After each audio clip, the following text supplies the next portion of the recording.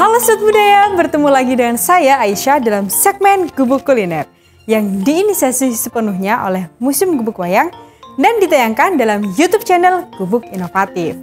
Nah, Sobat Budaya, yuk kita bersama-sama memajukan budaya Indonesia dengan cara yang termudah, yakni dengan share, subscribe, dan komen postingan ini ya. Karena dengan cara itu sama saja kalian membantu para maestro kuliner Indonesia tetap lestari dan menginspirasi kita semua. Salah satu peran museum dalam mengedukasi masyarakat adalah mengenalkan kembali kearifan kuliner lokal yang ada, agar masyarakat kembali dengan sajian yang bernilai historis dan bercita rasa tinggi.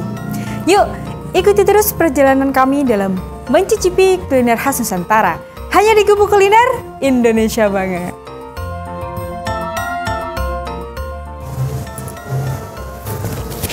Kuliner Nusantara selalu menyajikan keunikan tersendiri yang patut kita apresiasi. Bukan hanya dari bentuknya saja, akan tetapi dari cita rasa, bahan, dan takaran rempah-rempahnya yang pas, menjadikan kuliner tersebut sebagai ikon tersendiri di masyarakat.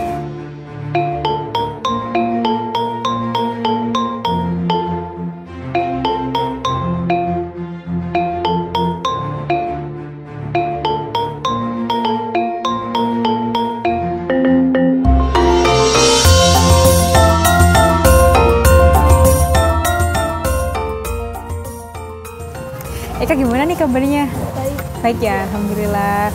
Ini kan udah sore gini ya, anaknya habis ini kita mau kemana ya?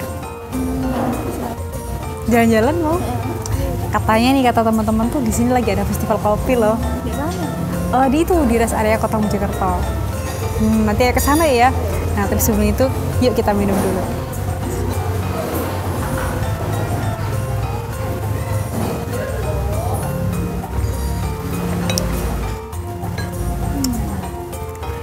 Nah, Sobat Budaya, kali ini kita akan membahas salah satu sajian minuman Indonesia yang sangat familiar dan sudah membudaya di masyarakat. Nah, minuman kopi. Kopi merupakan salah satu minuman yang terbuat dari biji kopi yang disangrai dan diseduh dengan air mendidih. Nah, sajian ini sangat nikmat apabila kita nikmati pada waktu pagi hari maupun sore hari. Nah, menurut literatur sejarah, pada awalnya kopi ini diperkenalkan oleh pedagang saudagar Tiongkok yang berdagang ke jalur sutra menuju ke arah Ethiopia di benua Afrika 1000 tahun sebelum Masehi. Nah, kemudian pada abad ke-17 itu biji kopi ini dibawa oleh bangsa-bangsa Eropa ke berbagai negara, salah satunya di Nusantara. Ternyata tanaman ini sangat tumbuh subur di wilayah ini. Nah, Sobat Budaya ini udah tahu belum ya kalau dulu awalnya kopi itu dikelompokkan menjadi dua jenis, yakni Robusta dan Arabica. Ya udah nih, daripada penasaran, yuk langsung aja nih kita datang ke festival kopi yang ada di rest area Kota Mojokerto. Dan nanti kita tanya-tanya langsung kepada barista yang ada di sana. Ya udah, jangan kemana-mana, tetap di Gubuk Kuliner Indonesia banget.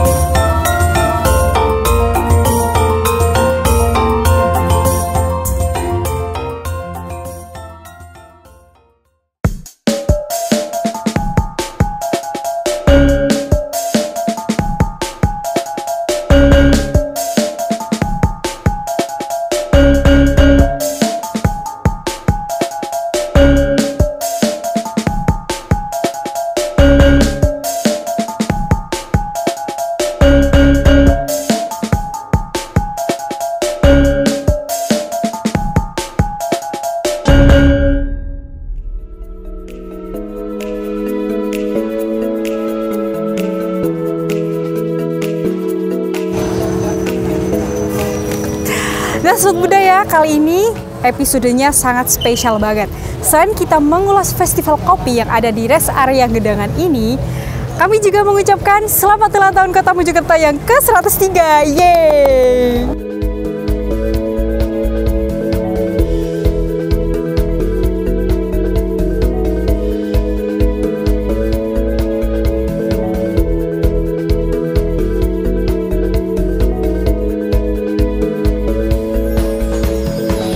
Terus bersama memajukan wisata dan budaya Indonesia yang lebih unggul. Nah, habis ini kita intip ke dalam, kopi apa saja sih yang sudah disiapkan oleh para barista? Tetap di Gubuk Kuliner Indonesia Bagat.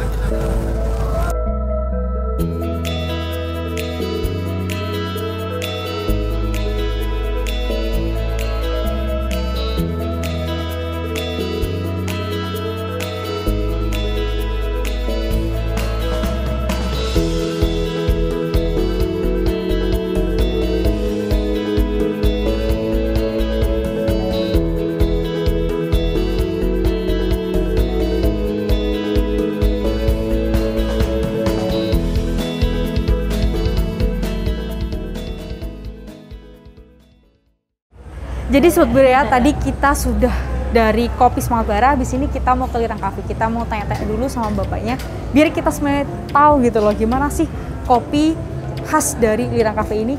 Selamat malam Bapak. Ya, saya Aisyah nih dari Gubuk Kuliner. Ini dari tadi saya lihatin tempat ini kayaknya unik gitu ya. Dan denger-denger nih Bapak ini masternya kopi loh di sini tuh. Bener nih. Kalau dibilang master nggak, kebetulan aja ditakdirkan lebih lama. Oh gitu, ditakdirkan lebih lama, kata Bapak seperti itu. Baik nih Bapak, saya boleh masuk dah? Ini nanti biar lebih enak ngobrol-ngobrolnya.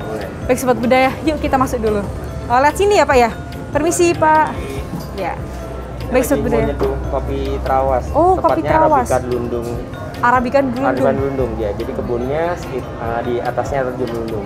Oh gitu. Jadi ini Bapak lagi mau nyeduh kopi Arabica Lundung dan perkebunannya ini ada di atas air terjun Lundung seperti itu. Lewat jalan wisata, itu, wisata Lundung itu ya. Jadi kalau buat Sobat Budaya mau berkunjung ke perkebunan kopi yang ada di sana, kalian harus masuk ke tempat wisata air terjun Lundung terlebih dahulu seperti itu. Baik nih Bapak, tadi kita belum kenalan nih. Ini dengan Bapak siapa ini? Saya dan Mahfud. Oh, Bapak Mahfud Sobat Budaya. Ini langsung pengelolanya nggih. Bapak Mahfud ini pengelola dari Lirang Cafe gitu. Nah ini Pak, Lirang Cafe ini sebenarnya tepatnya ada di mana ya? Di Desa Brayung, Kecamatan Puri. Di Desa Brayung, Kecamatan Puri. Kecamatan Puri. Nah ini dulu awalnya berdirinya tahun berapa? Berdirinya 1 Agustus 2015. 1 Agustus 2015. Berarti tepatnya kurang lebih ya, 2 bulan lagi ini udah 6 tahun yang ke-6. Iya, ulang tahun yang ke-6. Baik Bapak, ini sambil jenengan namanya nyeduh kopi ini bisa diceritakan nggak sih Pak dulu awal mula jenengan mendirikan bisnis perkopian atau mungkin terjun di dunia perkopian itu bagaimana? Awalnya karena kebanyakan kopi di rumah. Oh, karena kebanyakan kopi di rumah ini terinspirasi gitu. Iya. Buka kedai kopi seperti ini. Iya Pak, gimana? Awalnya kan dulu profesi saya guru Mbak. Oh guru. Dulu saya guru. Saya dulu guru. Jadi sepulang kerja, sepulang ngajar itu buka warung. Kan sebelumnya kan memang udah koleksi kopi kan, udah banyak nih siapa yang membantu minum. Iya. Jadi akhirnya kita nekat, ada bekas toko punya ibu, saya ubah jadi warung. Jadi warung. Itu tahun 2015. 2015. Ya, baik terus. Jadi sambil perjalanannya kan awalnya juga masih seduhan, terus akhir 2015 akhir berapa bulan setelah itu udah mulai sangrai. Jadi sekarang pun juga fokusnya lebih ke sangrai. Sangrai kopi. Sangrai jadi semuanya benar-benar panjenengan produksi sendiri gitu ya. Baik. Nah, dari tahun 2015 sampai sekarang ini apakah outletnya masih sama di situ atau mungkin berbeda tempat? Masih. Karena itu depan rumah, Pak. Oh, depan rumah? Iya, depan rumah. Iya, jangan lupa ya, Rak, ya, di Brayung Puri. Karena nggak kelihatan warungnya kalau dari gitu. Berarti itu seperti apa ya? Kedai kopi kecil? Saya kalau tampilan di Google View-nya udah sama persis. Iya. Jadi memang saat setting lebih kayak ke bumi aja, lebih ke kayak ruang tamu gitu.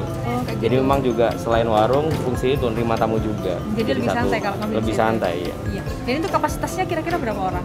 Max ya sekitar, kalau yang di dalam cuman untuk sekitar 8 orang. 8 orang ya. Kalau di luar ada berapa seat? Sebenarnya di ada taman kecil itu bisa untuk sekitar 10 orang bisa, cuman jarang dipakai. Jarang dipakai. Lebih sering orang-orang datang ke warung saya tuh lebih suka ngobrol, jadi langsung biasanya di depan meja barnya ada kursi, itu langsung ngobrol sambil ngobrol sama jenengan. Iya. Mantap sekali, sepertinya menarik sekali nih Teh. Jadi saya sarankan nih buat kalian langsung aja datang ke Lirang Cafe, tepatnya ada di Desa Brayung Pak ya. Iya. Desa Brayung, Kecamatan Puri. Dan untuk jam bukanya dari jam berapa nih Pak? Bukanya dari pagi. Oh dari pagi? Kita dari pagi. Tepatnya jam berapa itu? Prinsip di Lirang Kopi adalah selama orangnya ada berarti buka. Oh gitu. Berarti jadi kita dari pagi, iya. Iya. Kadang-kadang ada yang janjian gitu, Mas aku mau gowes iya. jam 6, oke saya prepare langsung jam 6. Oh gitu. Iya, paling malam jam 9. Kalau nggak ada janjian jam 9 saya tutup. Tapi kalau ada janjian itu biasanya saya tunggu. Oh seperti itu sebenarnya. Untuk hari liburnya gimana nih? Ada nggak? Hari liburnya selama saya keluar, kalau saya keluar berarti libur. Oh gitu. Berarti ketika apa namanya Pak Mahfud ini keluar rumah ya wes itu berarti kafenya tutup. Nanti ada papan kecil, wangi metu. Wangi metu. Oh gitu. Berarti khas Jawa gitu ya. Iya. Wangi metu. Wangi metu. Berarti nanti kalau udah open gitu nanti tuh saya gimana? Ada tulisannya buka. Oh buka. Iya. Ada tulisannya buka. Buka dan wangi metu. Iya. Seperti itu. Nah ini Pak, di sini kelihatannya ini banyak banget produk-produk kopi di sini. Ini bisa penjelaskan nggak sih Pak? Ini produk apa aja sih? Pak kelihatannya di sini tuh saya lihat, saya boleh pegang ya? Iya boleh. Ini sedikit berbeda gitu loh. Sepertinya bukan biji kopi nih. Bukan ini, ya? Ini malah buah kopi. Ini sebenarnya ini buah kopi, kulitnya dikupas. Iya. Nanti yang bijinya itu yang diproses jadi biji kopi. Nah, yang daging selama ini kan biasanya ini di apa ya? Kalau nggak dibuang, ya, paling mentok dijadikan pupuk. Pupuk itu ya organik? Iya, pupuk organik, paling mentok buat pupuk organik. Cuman terus sebenarnya tren ini sudah agak lama ya dari Amerika Tengah. Iya. Kita ngembangkan ini di Trawas dari 2016. Iya. Tapi baru rilis 2017. Oh, barusan. Iya, sekitar 3 tahunan rilisnya. Iya. Untuk yang ini. Dan ini biasa buat seduh buat teh. Seduh buat teh. Seduh buat teh. Buat sayur asem bisa. Oh, bisa. Bisa. Keren sekali. Ini saya baru tahu loh, Pak, kalau ada apa namanya? Buat sayur asem bisa. Keren sekali, pengganti asem. Pengganti asem, iya, pengganti asem. Baik. Nah, ini hasilnya samakah dengan biji kopi yang apa biasanya itu? Karena Pak, ini kafeinnya lebih rendah ya. Kafein lebih rendah tapi antioksidannya tetap nggak beda jauh dengan kopi. Jadi sebenarnya malah antioksidannya cukup tinggi ini. Oh gitu. Berarti lebih sehat mana nih? Kita konsumsi ini atau biji kopi? Sebenarnya sih ya so-so ya, sama aja. Kalau biji kopi selama kita biji kopinya bagus, terus kita tidak over minumnya, terus kemudian tanpa gula berlebih gitu kan, atau kalau bisa tanpa gula sekalian, itu efeknya tidak terlalu buruk ke tubuh, bagus malah sebenarnya. Oh gitu. Iya, karena kebetulan saya punya asam lambung. Iya, sama dong. Tapi saya belum pernah sakit karena kopi. Gitu, berarti itu memang benar-benar takaran kopinya tuh pas. Iya, jadi kita intinya sebenarnya kita harus kenal ini, kita harus kenal tubuh kita sendiri. Tubuh kita tuh mampu nyerap kopi sampai berapa banyak. Nah ini Bapak sebagai apa namanya barista nih, ya. Untuk pendatang atau mungkin untuk pembeli baru yang baru terjun di dunia perkopian, kalau misalkan mereka tanya nih, Pak saya kira-kira cocok minum kopi apa ya? Itu kira-kira jenengan bisa tahu nggak kopi yang cocok untuk mereka? Biasanya yang pertama yang tanyakan adalah selera. Oh gitu. Selera. Jadi kalau di kopi kan ada Arabica, ada Robusta, ada Excelsa, ada Liberica. Kebetulan Excelsa ada contohnya ini. Apalagi nih ya? Ini brandnya Neneng Asisa.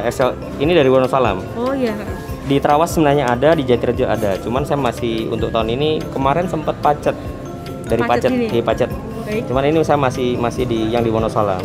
Excelsa ini lumayan seger sebenarnya. Excelsa ada Liberica juga. Liberica kita punya, cuman sayang di bawah. Ada di Trilogi. Yang di Trilogi Rasa. Oh itu. Iya, yang Liberica ya tadi ya? Liberica. Jadi bedanya Robusta, Arabica, Liberica sama Excelsa itu apa nih Pak? Kalau Arabica itu biasanya yang kita tahu lebih banyak asam. Ada asamnya, seger dia, lebih seger. Kalau Robusta, Robusta masyarakat Jawa Timur udah familiar, itu yang pahit, yang kayak di pasar itu Robusta. Kalau Liberica sama Excelsa di Jombang familiar. Tapi di secara umum masih jarang. Liberica lebih jarang lagi. Lebih condong rasanya kayak gimana nih? Kalau Liberica itu wangi bunga. Oh, wangi bunga. Kalau Liberica wangi bunga, nanti ada jadi kayak ada stone fruit. Stone fruit itu buah yang bijinya bulat satu. Iya. Kayak kayak dondong gitu. Seperti itu. Excelsa juga sama. Nanti biasanya ada rasa pisang rebus kalau Excelsa sama Liberica. Pisang rebus. Pisang rebus. Kalau Arabica lebih condong ke? Tergantung daerah. Kalau di Trawas itu herbal. Herb bukan herbal memang. Herb. Terus kemudian buah-buahan. Tropical fruit sama ada aromatik bunga tipis-tipis gitu. Oh gitu. Itu kalau yang Arabica. Kalau Arabica, kalau Robusta itu cenderung ada pahit, coklat gitu. Sometimes itu nemu kayak vanilla atau mungkin di Trawas saya pernah nemu vanilla, ada kopi yang rasa vanilla ada. Oh gitu. Ada, iya. Berarti rasa kopi itu tergantung daerah masing-masing, kemudian daerah masing-masing sama varietas. Oh varietas. Iya. Baik. Nah ini Pak untuk bikin kopi nih. Menurut panjenengan ada teknik tersendiri nggak kira-kira? Kalau teknik sangat banyak. Oh sangat banyak. Teknik sangat banyak. Iya. Jadi biasanya setiap brewer ya, saya lebih suka brewer. Kalau brewer itu tukang seduh ya. Setiap brewer biasanya punya teknik andalan masing-masing. Gitu, kalau saya pribadi untuk saat ini teknik yang masih saya pakai secara rutin itu cuma ada 4 teknik. Ada 4 teknik. Kalau ini kan yang tadi ini pakai V60 namanya, V60. Ini yang saya gunakan tadi 2-in-1. 2-in-1 itu ada 2 teknik tuang, tapi dalam 1 tuangan. Oh gitu. Iya. Ada juga yang pakai 2 suhu, ada yang pakai dual green size. Jadi banyak sekali tekniknya. Oh gitu. Ternyata banyak sekali loh, teknik untuk bikin kopi. Banyak sekali. Ya. Nah nih Pak, terus kita sebagai masyarakat pecinta kopi nih. Nah kita itu seharusnya memperlakukan kopi itu seperti apa sih gitu, biar kualitas mereka itu terjaga. Kalau untuk kopi, yang pasti ini yang pertama kita harus belajar nikmati dulu. Belajar menikmati dulu. Kadang-kadang kita kan udah mikir ini enak gak enak ya. Nah, nikmati aja gitu. Iya. Kayak tagline kita di belakang itu kan ada ngopi ae, enak disyukuri ae. Oh gitu. Ngopi wae, enak disyukuri wae. Iya. Baik. Terus Pak, jadi nanti kalau udah kita berusaha nikmati, kita nanti bisa bedakan, oh ini yang ini seperti ini, yang ini seperti ini. Dari situ kita tentukan selera kita ada di mana. Oh gitu. Jadi bertahap nih. Iya, Gak bisa langsung tahu selera kita kayak gimana. Iya, kadang mungkin ya kita kan terbiasa selama ini, terutama di Jawa ya, terbiasa yang manis-manis kan. Baik. Akhirnya kalau kena kopi seperti ini yang tanpa gula, ini kok pahit banget gitu kan. Nah iya, saya biasanya kebanyakan orang itu, ini kopi tak kopi sih. Nah kayak mau coba? Mau dong. Ini yang apa namanya? Ini Arabica Gelundung Natural. Arabica Gelundung Natural. Baik. Cuman kebetulan ini agak sedikit pahit. Agak sedikit pahit. Saya nggak bawa yang ini, yang hampir bitter saya nggak bawa. Boleh saya cium dulu ya? Boleh. Meskipun saya pakai masker, ternyata ini aromanya tercium sampai sini, sampai hidung. Sedap banget baunya, Rek. Nah ini Pak, untuk biji kopinya ini jenengan ambil dari perkebunan langsung gitu ya? Atau mungkin kerjasama dengan kita kerjasama dengan petani di Terawas. Oh begitu. Ya udah 5 tahun. Oh udah 5 tahun. Udah 5 tahun. Berarti dari tahun 2015 akhir. 2015 akhir ternyata Pak Mahfud ini sudah kerjasama dengan petani yang ada di Terawas. Nah selain jenengan kerjasama dengan petani yang ada di Terawas, mungkin ada nggak sih Pak yang di luar kota? Di luar kota ada. Kita biasanya ordernya itu kan di kopi ini kan komunitas cukup bagus ya. Iya. Jadi kita punya beberapa kenalan petani-petani kopi di luar daerah seperti di Gayo kita ada beberapa orang yang kita kenal, di Jawa Barat ada beberapa petani yang kita kenal. Baik. Biasanya kalau kita butuh kopi dari daerah sana kita kontak mereka gitu. Oh gitu. Iya. Baik. Nah ini Pak, selama ini dari awal panjenengan berdiri sampai sekarang ini orderan ini udah sampai kemana aja nih? Terjauh Kanada. Mantap. Sampai luar negeri, internasional, sampai Kanada, mantap sekali nih. Berarti itu tiap tahunnya ada Pak ya order? Enggak, kalau itu kebetulan jadi orangnya itu pas lagi liburan itu minta kan cerita guide-nya tuh orang Mojokerto. Dia langsung antarkan saya ke Mojokerto ke tempat saya gitu? Waktu itu. Langsung, berarti langsung diantar ke kedai jenengan itu ya? Kalau yang selain itu yang pernah sampai itu dari Jerman. Mantap. Jerman, Kanada. Nah, gimana? Apa kalian tertarik untuk nyobain ini? Langsung aja datang ke Lirang Cafe, tepatnya di mana Pak? Di Brayung Puri. Ya, Brayung Puri. Untuk jam bukanya dari pagi sampai malam. Tapi lebih baik kalian jajan dulu sama Pak Mahfud, biar nanti nggak sampai kecelek gitu ya, ya. Iya, kadang-kadang gampang keluar kota ya. Nah, makanya ini Pak Mahfud ini jarang di rumah seperti ya Pak ya. Nah, nanti untuk memastikan itu kan bisa langsung hubungi nomor yang ada di bawah ini seperti itu. Nah, untuk ring harganya nih Pak, dari harga termurah sampai termahal itu berapa nih? Seduhan. Iya, seduhan sama yang kayak gini. Kalau seduhan kita harganya relatif ini ya. Kalau untuk kopi biasa kita flat 10.000. 10.000 semuanya flat, per ini ya. Per cup ya. Baik. Kalau untuk yang pakai kopi susu itu kita main di harga 12 sampai 15 tergantung menu. Kalau untuk yang kopi ini mulai dari yang satu kantong 30 sampai 90.000. 30 sampai 90.000 per kantong. Iya, jadi tergantung jenis kopinya. Baik, nah ini terjangkau sekali lah, nggak bikin kantong kering. Nah, pastinya buat kita pecinta kopi Indonesia harus mencintai produk kita sendiri. Baik nih Pak, saya mau icip-icip dulu. Terima kasih banyak atas waktu dan informasinya. Semoga kedepannya Lirang Cafe semakin maju dan menjadi ikon kopi tersendiri di masyarakat. Baik Sobat Budaya, jangan kemana-mana, tetap di Gubuk Kuliner Indonesia Bangga. Mari Pak. Nah, Sobat Budaya, ini tadi kita sudah ngobrol-ngobrol sama Pak Mahfud ya, dan kita sudah dapat segelas kopi. Ini Arabica Gelundung. Nah, ini tadi katanya Pak Mahfud itu perkebunan kopinya ada di sana, di atas air terjun Glodong. Jadi nanti kalau kalian mau datang ke sini harus masuk ke wisata itu dulu, begitu. Nah, kemudian untuk rasanya habis ini kita incip-incip dulu biar kita semua tahu gimana sih rasanya Arabica Glodong khas dari Jawa Timur ini. Baik, jangan kemana-mana, tetap di Gubuk Kuliner Indonesia banget.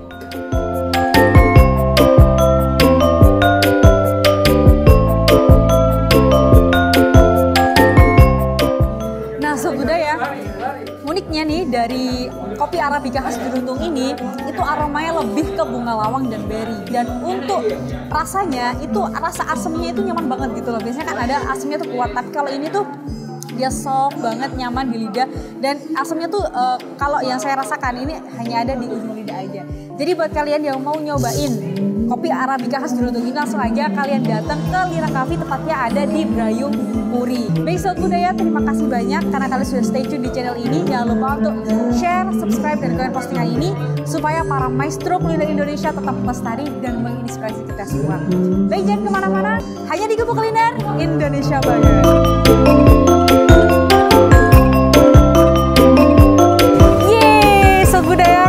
Terima kasih banyak kepada kalian semuanya yang sudah merekomendasikan festival kopi ini ke kami, sehingga kali ini kita bisa ada di sini dan berkunjung di beberapa stand kopi yang ada di sini.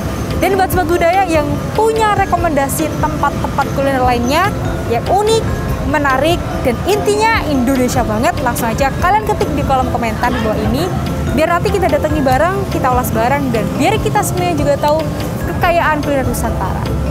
Baik Sobat Budaya, dari perjalanan kita hari ini, kita dapat belajar bahwa gelar kuliner legendaris tidak hanya didapat dengan menyajikan sesuatu yang sama dengan yang lainnya. Tetapi, kuliner tersebut harus memiliki ciri khas tersendiri sehingga dapat menjadi ikon tersendiri di masyarakat. Baik Sobat Budaya, kita berjumpa lagi di tempat-tempat kuliner lainnya yang lebih unik, menarik, dan menjadikan kita lebih cinta dengan Indonesia. Stay safe, stay healthy, salam budaya menyatukan bangsa. Iya Pak. Nah ini tadi ada cindera mata nih Pak dari Museum Gubuk Wayang. Ya semoga nanti bermanfaat Pak ya. Baik Sobat Budaya, ini tadi kita sudah ngobrol-ngobrol dengan Pak Mahfud. Jangan lupa untuk like, subscribe, dan komen postingan ini ya. Karena dengan begitu sama saja kalian juga membantu para maestro kuliner, terlebih lagi Pak Mahfud ini sebagai apa ya namanya, brewer apa tadi Pak? Brewer Cafe lebih lestari dan dapat menginspirasi kita semua. Baik, jangan kemana-mana, tetap di Gubuk Kuliner Indonesia banget. Mari Pak, saya pamit dulu.